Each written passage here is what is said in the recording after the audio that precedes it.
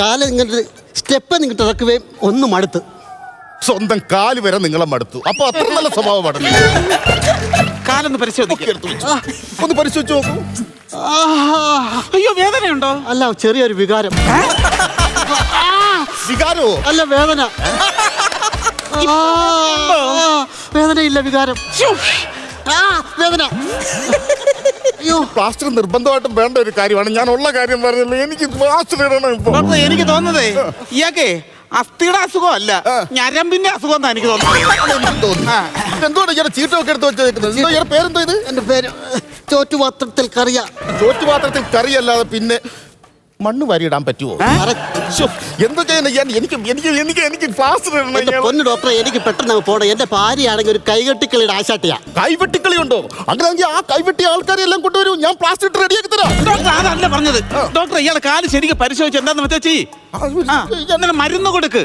ഡോക്ടറെ, ഒരു എക്സ്റേ എടുത്തിട്ടേ ഒരു ഇഞ്ചക്ഷൻ എടുത്ത് ഒരു വേദനയ്ക്കുള്ള ഒരു ഗുളികൻ തന്നാല് ഈ അസുഖം മാറാനുള്ള കാര്യമുള്ളൂ. അല്ല, ഇത് വലിയ വിഷയമൊന്നുമില്ല, എനിക്കറിയാവുന്ന വിഷയമുള്ളൂ. എന്തുവാ എന്തുവാ എന്തുവാ? ഇയാളാണല്ലോ ഡോക്ടർ, ഞാൻ രോഗി. എനിക്കറിയാവുന്ന ചികിത്സ എന്താ ഇയാൾ പറയുന്നത്? ഞാൻ പറയുന്നില്ലോ ഇയാളുടെ കാലിൽ പ്ലാസ്റ്റർ ഇടണമെന്ന്. ഇത് കൊള്ളാം. ഇയാള് പഠിച്ചതാണോ? ഇയാള് പഠിച്ചതാണോ? ഞാൻ പഠിച്ചതാ. എത്ര വരെ പഠിച്ചു? 10ാം ക്ലാസ് വരെ. 10ാം ക്ലാസ് ജയിച്ചോ? തോറ്റുപോയി. കൊള്ളാം. എടാ, 10ാം ക്ലാസ് തോറ്റ താൻ പറയുന്നതാണോ അല്ലെങ്കിൽ MBBS പഠിച്ച ഡോക്ടർ പറയുന്നതാണോ ഏറ്റവും വലുത്? എന്ത് ഡോക്ടർ, എനിക്ക് പെട്ടെന്ന് പോണമെന്ന്. ഇയാൾക്ക് എന്താ പോയിട്ട് എന്തോ ഇത്ര ധൃതി? ഡോക്ടർ, ഭാര്യ കൈകൊട്ടിക്കളുടെ ആശാട്ടിയാ ഞാൻ പറഞ്ഞത്. ഇന്ന് ഈ അവക്ക് തന്നെ അവർക്ക് വെക്കാനുള്ള പൂവാ ഇത്, തല വെക്കാനുള്ള പൂ. ഈ പൂ കൊണ്ട് എന്നല്ലേ എന്റെ കാല് തല്ലി ഓടിക്കുന്നവള്. അങ്ങനെ ദേഷിച്ച് കളിക്കുന്ന കളിയല്ലേ? എന്താ പറഞ്ഞേ? അതുകൊണ്ട് ചെന്നില്ലെങ്കിൽ എന്റെ മുട്ടുകാല് തല്ലി ഓടിക്കും ഭാര്യ. മുട്ടുകാല് തല്ലി. ഒരു മിനിറ്റ്, ഇപ്പൊ വരാം. Medical discussion. ഡോക്ടർ, അതായത് ഇയാളുടെ ഭാര്യ വന്ന് കാല് തല്ലി ഓടിക്കും. Plan A. അതിലെനിക്ക് വലിയ താല്പര്യമില്ല. ഞാൻ പ്ലാനിന്റെ കാര്യമാണ് പറഞ്ഞത്. അപ്പൊ ഇയാളുടെ ഭാര്യ വന്ന് കാല് തല്ലി ഒടിച്ചു കഴിഞ്ഞാൽ ഇയാളുടെ കാല് തകരും. അപ്പൊ നമുക്ക് ഇയാളുടെ കാലിൽ പ്ലാസ്റ്റർ ഇടാം.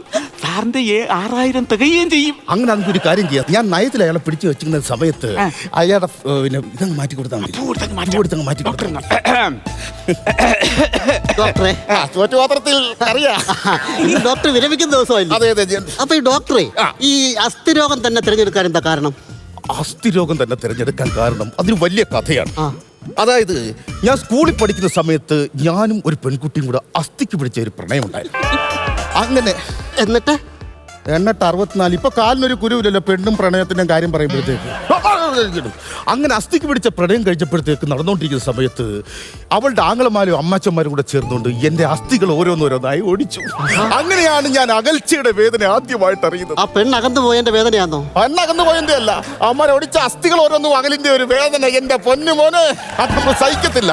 ആ ദിവസം ഞാൻ തീരുമാനമെടുത്തു, ഞാനൊരു അസ്ഥിരോഗ വിദഗ്ധൻ ആകുമെന്ന്. അത് മാത്രമല്ല, സാറിന് എല്ലിനോട് ഭയങ്കര സ്നേഹമാണ്. അതുകൊണ്ട് വണ്ടിയിൽ ഒട്ടിച്ചിരുന്ന എൽബോർഡ് പോലും ഇതുവരെ മാറ്റിയിട്ടില്ല. ഞാൻ വിരമിക്കുന്ന ദിവസമാണല്ലോ ഇന്ന്. ഇന്ന് എല്ലാവർക്കും സ്വീറ്റ്സിന് വരെ എന്താ കൊടുക്കുന്നത്? എന്തുവാ? എല്ലും കപ്പയും. അതാണ് സാറിന് എല്ലിനോടുള്ള സ്നേഹം.